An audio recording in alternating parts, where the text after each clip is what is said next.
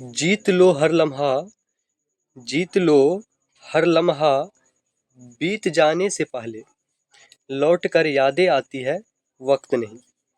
बहुत ही खूब लिखा गया है। चलिए, ये सेशन आज का होने वाला SSC MTS previous year question को करेंगे।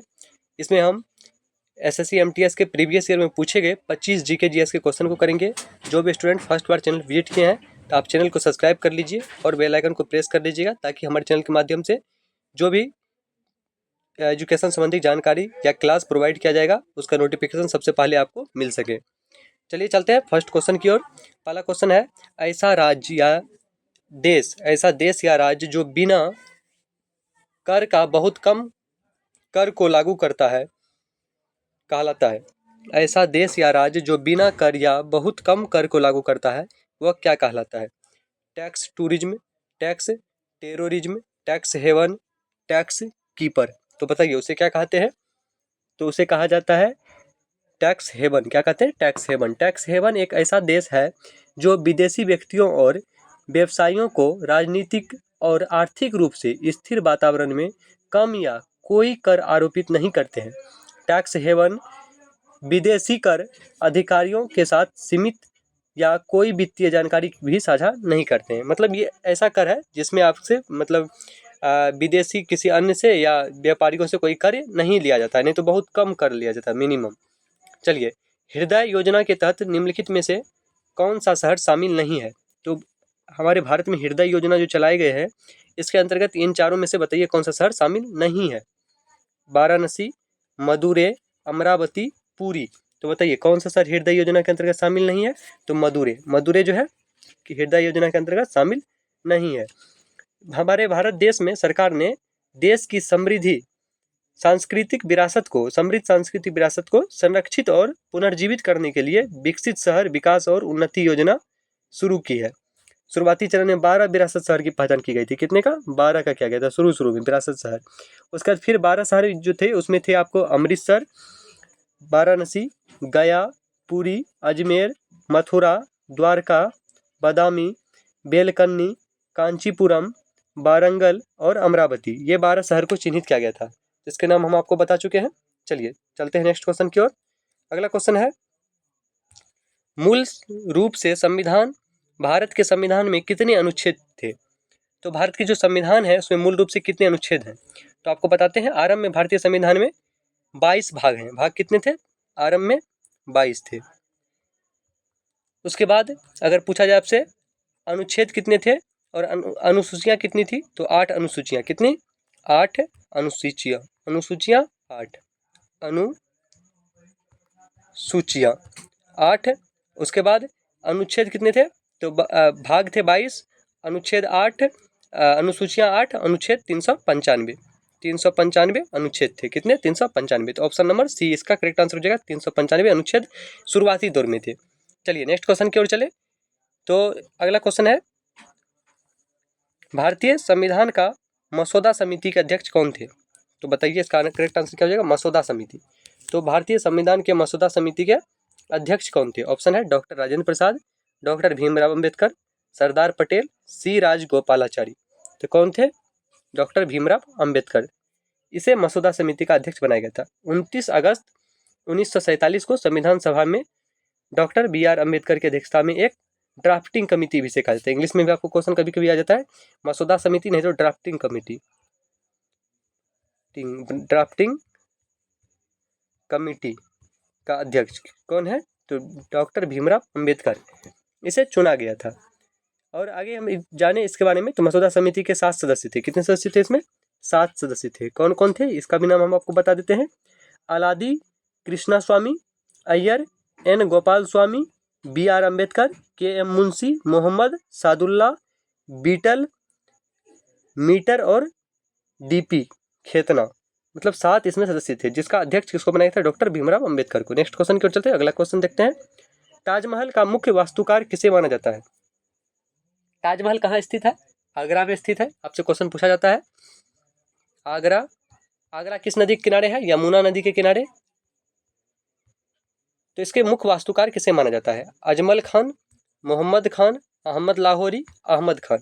तो बताइए किसे माना जाता है? तो मुगल शासक शाहजहां ने ताजमहल को बनाया था। किसने बनाया था ताजमहल को? शाहजहां ने। निर्मित ताजमहल प्रधान वास्तुकार उस्ताद अहमद लाहौरी थे। कौन थे इसका? अहमद लाहौरी। 3rd नंबर इसका करेक्ट आंसर हो जाएगा। नेक्स्ट क्वेश्चन की ओर चलते हैं। नेक्स्ट क्वेश्चन है, संगम साहित्य में निम्नलिखित में से किस राजवंश का उल्लेख नहीं किया गया है? तो बताइए किसका नहीं किया गया है? तो चोल, चेर, पांड, कदम्ब। तो इनमें से किसका नहीं किया गया है? तो कदम्ब। आपको पता होगा चोल, चेर और पांड ये तीनों का उल्लेख किया गया है और इसका कदम्ब का नहीं किया गया था, इसलिए 4th नंबर इसका करेक्ट आंसर हो जाएगा। ये पहली शताब्दी ईसा पूर्व, दूसरी शताब्दी ईसा तक के काल के दक्षिण भारत के इतिहास को संगम काल कहते हैं। संगम काल किसे कहते हैं? पहली शताब्दी ईसा पूर्व, दूसरी शताब्दी ईसा तक के काल को संगम काल कहते हैं। चलिए नेक्स्ट क्वेश्चन की ओर चलते हैं। नेक्स्ट क्वेश्चन दिया गया है आपको,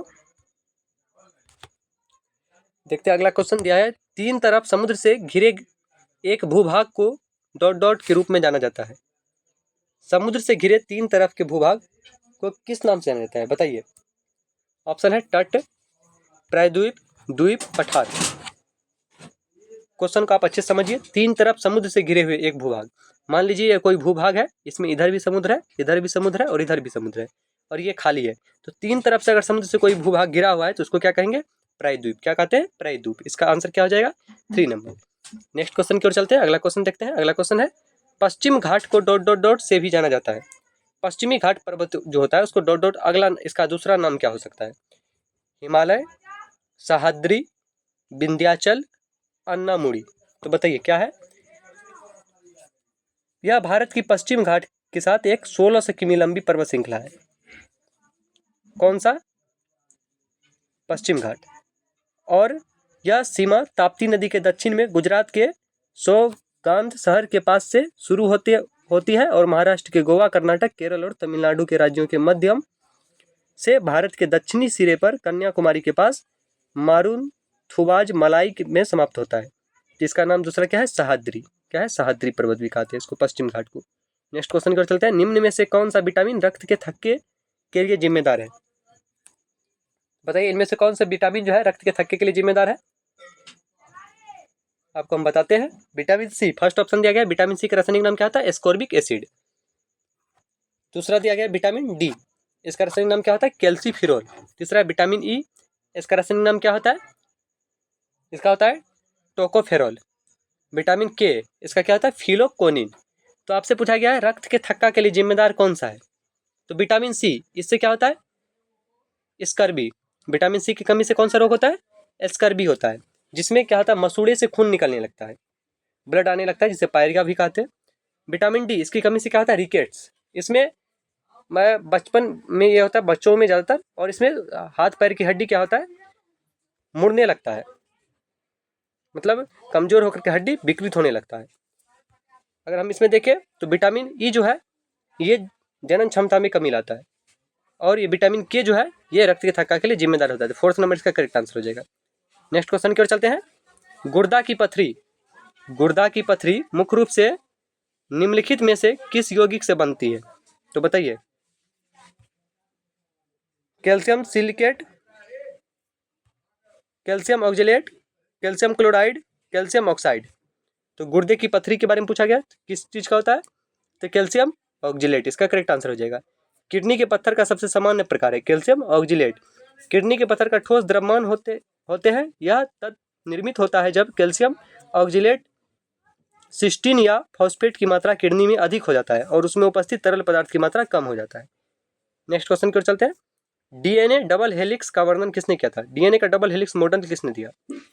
तो ऑप्शन है Frederick Miescher, James Watson, Francis Crick, James Watson एवं फ्रांसिस क्रिक, दोनों ने। तो इसका करेक्ट आंसर क्या आ जाएगा? वाटसन एवं क्रिक। तो यही 4th नंबर इसका करेक्ट आंसर हो जाएगा। नेक्स्ट क्वेश्चन की ओर चलते हैं। अगला क्वेश्चन देखते हैं। निम्नलिखित में से अदिश राशि को चुने। तो बताइए अदिश राशि कौन सा है? इनमें से आपको बताना है। ऑप्शन दिया गया है बल, त्वरण, काम, वेग। तो अदिश राशि कौन सा है इसमें? आप बताइए इसका करेक्ट आंसर क्या हो जाएगा? ऑप्शन 3rd काम। काम क्या है? अदिश राशि है। नेक्स्ट क्वेश्चन की ओर चल। अगर हम बताएं आपको अदिश राशि, अदिश राशि वैसी राशि होती है जिसको पूर्ण रूप से व्यक्त करने के लिए केवल परिमाण की आवश्यकता होती है, इसे क्या कहते हैं? अदिश राशि। असदिश राशि जिसमें परिमाण और दिशा दोनों की आवश्यकता होती है। अगला क्वेश्चन है 88 नंबर, निम्नलिखित में से कौन सबसे कठोर धातु है? बताइए कौन सा है? सोना, लोहा, प्लेटिनम, टंगस्टन। तो सबसे कठोर धातु कौन सा है आपको इनमें से बताना है। तो टंगस्टन इसका 4th नंबर करेक्ट आंसर हो जाएगा, सबसे कठोर धातु है। टंगस्टन में उच्च गलनांक और बिंदु और सभी धातुओं का सबसे कम वाष्प दबाव होता है और 1650 डिग्री सेल्सियस से अधिक तापमान पर उच्चतम तन्य शक्ति होती है। टंगस्टन मुख्य रूप से दो प्रकार के खनिज वोल्फ्रामेट और स्कीलाइट से निकलता है। किससे निकलता है? वोल्फ्रामेट और स्कीलाइट। वोल्फ्रामेट और स्कीलाइट। चलिए नेक्स्ट क्वेश्चन की ओर चलते हैं। स्विचिंग डिवाइस के रूप में माइक्रो प्रोसेसर किस पीढ़ी के कंप्यूटर के लिए है? तो बताइए किसका करेक्ट आंसर क्या हो जाएगा? स्विचिंग डिवाइस के लिए माइक्रो प्रोसेसर किस पीढ़ी के कंप्यूटर के लिए है? पहले पीढ़ी, दूसरी पीढ़ी, तीसरी पीढ़ी, चौथी पीढ़ी। करेक्ट आंसर क्या हो जाएगा इसका? चौथी पीढ़ी, 4th नंबर इसका करेक्ट आंसर है। चलिए नेक्स्ट क्वेश्चन की ओर चलते हैं। अगला क्वेश्चन है, ऑक्सीकरण प्रक्रिया के दौरान इलेक्ट्रॉनों का डॉट डॉट डॉट होता है, क्या होता है? जब ऑक्सीकरण प्रक्रिया होती है तो इलेक्ट्रॉन का क्या होता है? प्राप्ति होती है, क्षति होती है, नेक्स्ट ऑप्शन दिया गया आपको, युग्मन होता है और इनमें से कोई नहीं। तो क्या होता है बताइए ऑक्सीजन प्रक्रिया समय? तो ये प्राप्ति होती है। क्या होती है इसमें? क्षति या प्राप्ति? करेक्ट आंसर तो क्षति होती है। क्या होती है? क्षति। ऑक्सीकरण प्रक्रिया के दौरान इलेक्ट्रॉन की क्षति होती है। 2 नंबर इसका करेक्ट आंसर हो जाएगा। नेक्स्ट क्वेश्चन की ओर चलते हैं।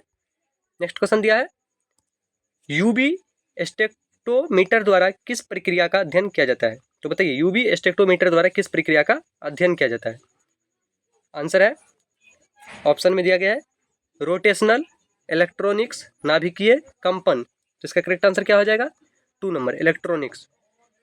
नेक्स्ट क्वेश्चन की ओर चलते हैं। जो परत यूवी विकिरणों के हानिकारक प्रभावों से जीवन को बचाता है उसे क्या कहते हैं? तो बताइए जो परत यूवी मतलब अल्ट्रावायलेट किरण के विकिरणों के हानिकारक प्रभावों से जीवन को बचाता है उसे क्या कहते हैं?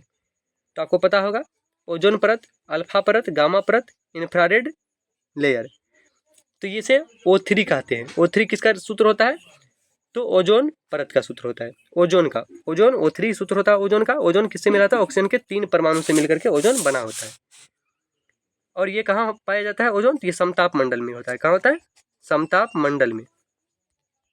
पूछता है क्वेश्चन, समताप मंडल ओजोन कहाँ स्थित होता है? समताप मंडल में। ये यूवी अल्ट्रावायलेट रे से मदद करता है, मतलब उसको रोकता है ताकि उनके हानिकारक विकिरण मनुष्य तक नहीं पहुंच सके। अगर आपके ऊपर अल्ट्रावायलेट रे मतलब का हानिकारक विकिरण आएगा तो क्या हो जाता है? उससे चर्म रोग उत्पन्न हो जाता है, त्वचा कैंसर होता है। नेक्स्ट क्वेश्चन पर चलते हैं। निम्नलिखित में से किस राज्य सरकार ने स्वतंत्रता सेनानियों के गांव के विकास के उद्देश्य से शहीद ग्राम विकास योजना की स्थापना की है? बताइए शहीद ग्राम विकास योजना। उत्तर प्रदेश, बिहार, झारखंड, मध्य प्रदेश। तो इसका करेक्ट आंसर क्या हो जाएगा? झारखंड। किसके? झारखंड सरकार ने। जो राज्य के स्वतंत्रता सेनानी थे, जो स्वतंत्रता संग्राम में भाग लिए थे, उनके गांवों के विकास के उद्देश्य से उस गांव को शहीद ग्राम विकास योजना की स्थापना की गई है। शहीद ग्राम विकास योजना के तहत उसको जोड़ा गया है। सबसे पहले किसने यह खोजा कि पृथ्वी सूर्य के चारों ओर चक्कर लगाती है? तो बताइए किस वैज्ञानिक ने बताया था सबसे पहले कि पृथ्वी सूर्य के चारों ओर चक्कर लगाती है? इसका करेक्ट आंसर क्या हो जाएगा? Newton, Dalton, Copernicus, Einstein. तो किसने बताया था? न्यूटन किसका नियम दिया है? गति का नियम दिया है। डाल्टन परमाणु सिद्धांत दिए हैं और आइंस्टाइन ये सापेक्षता का सिद्धांत दिया है। कोपरनिकस, इसका करेक्ट आंसर क्या हो जाएगा? कोपरनिकस। इन्होंने ही बताया कि पृथ्वी सूर्य के चारों ओर चक्कर लगाते हैं। नेक्स्ट क्वेश्चन की ओर चलते हैं। 2018 फीफा विश्व कप के लिए निर्धारित स्थान डॉट डॉट डॉट है। तो ये प्रीवियस ईयर क्वेश्चन है, इसलिए आपको निर्धारित स्थान पूछा गया डॉट डॉट है आपसे। आप अगर ये क्वेश्चन पूछा जाएगा तो ये ऐसे पूछा जा सकता है कि 2018 फीफा विश्व कप किस स्थान पे खेला गया था? इंडिया, अर्जेंटीना, अमेरिका, रूस। तो बताइए इसका करेक्ट आंसर क्या हो जाएगा? 4 नंबर रूस में खेला गया था। कहाँ खेला गया था? रूस में। फीफा वर्ल्ड कप 2018 का। प्रसिद्ध नकलेबर त्योहार निम्नलिखित में से किस राज्य के अंतर्गत आता है? तो बताइए प्रसिद्ध नकलेवर त्योहार निम्नलिखित में से किस राज्य के अंतर्गत आता है? पश्चिम बंगाल, ओडिशा, बिहार, झारखंड। कौन सा त्योहार? नकलेवर त्योहार। तो किस राज्य के अंतर्गत आता है बताना है आपको। इसका करेक्ट आंसर क्या हो जाएगा? नकलेवर त्योहार एक प्राचीन अनुष्ठान है। क्या है ये? प्राचीन अनुष्ठान है जिसे ओडिशा के अधिकांश जगन्नाथ मंदिर में आयोजित किया जाता है। कहाँ पे? ओडिशा में। 2 नंबर का करेक्ट आंसर हो जाएगा। कहाँ आयोजित किया जाता है? जगन्नाथ मंदिर में। इस उत्सव में भगवान जगन्नाथ, बलभद्र और सुभद्रा और सुदर्शन की मूर्ति को नई मूर्तियों द्वारा प्रतिस्थापित किया जाता है। यह अवसर पिछले नाकाल लेबार के हर 8वें, 12वें या 19वें वर्ष का होता है। चलिए नेक्स्ट क्वेश्चन की ओर चलते हैं। शरद जोशी। शरद जोशी सम्मान ... के लिए प्रदान किया जाता है। तो बताइए शरद जोशी सम्मान किसके लिए प्रदान किया जाता है? व्यंग और निबंध के लिए, कार्टून के लिए, समाज सेवा के लिए, इनमें से कोई नहीं। तो किस क्षेत्र में जो है शरद जोशी सम्मान दिया जाता है? व्यंग के क्षेत्र में, निबंध के क्षेत्र में, कार्टून के क्षेत्र में, समाज सेवा के क्षेत्र में, इनमें से किसी क्षेत्र में नहीं। तो शरद जोशी सम्मान व्यंग और निबंध के लिए प्रदान किया जाता है। किसके लिए? व्यंग और निबंध। फर्स्ट नंबर इसका करेक्ट आंसर हो जाएगा। पुरस्कार में जो है इसमें शरद जोशी पुरस्कार जो मिलता है 2 लाख रुपया मिलता है। कितने मिलते हैं? 2 लाख रुपये। उद्धरण पत्र, शॉल और नारियल शामिल है। क्या क्या मिलता है इसमें? 2 लाख रुपये और उद्धरण पत्र मिलता है एक,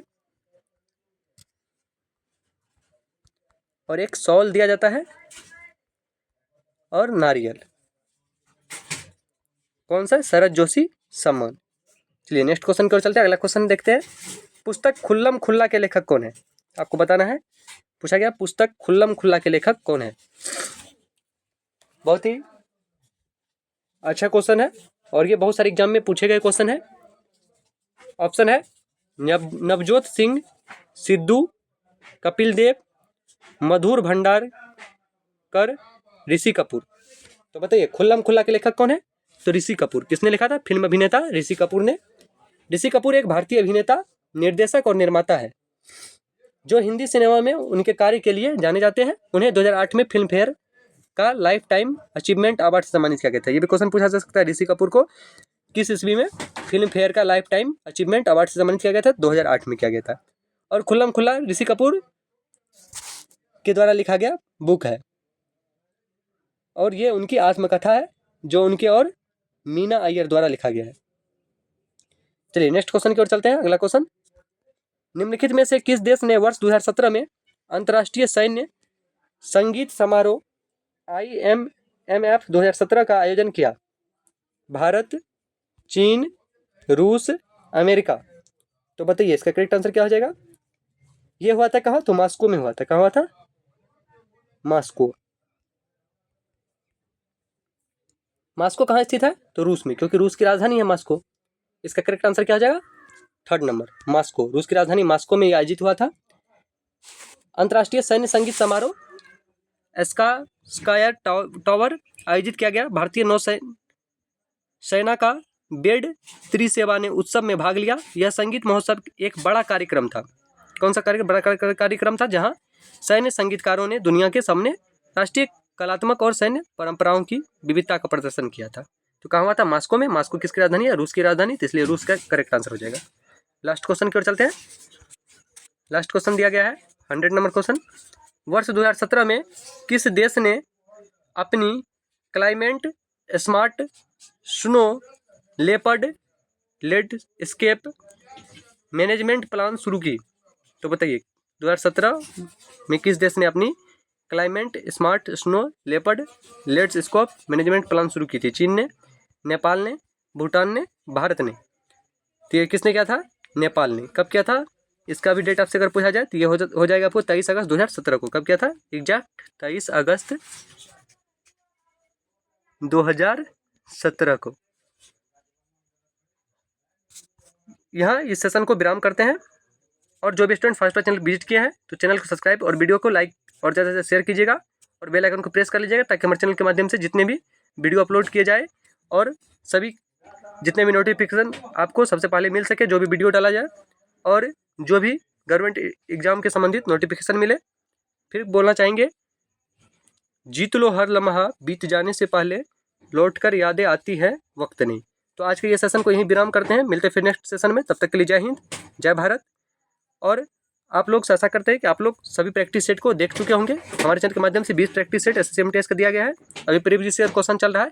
आज ये प्रीवियस ईयर क्वेश्चन है जो कि 2017 में पूछे गए क्वेश्चन है। चलिए मिलते हैं फिर नेक्स्ट वीडियो में।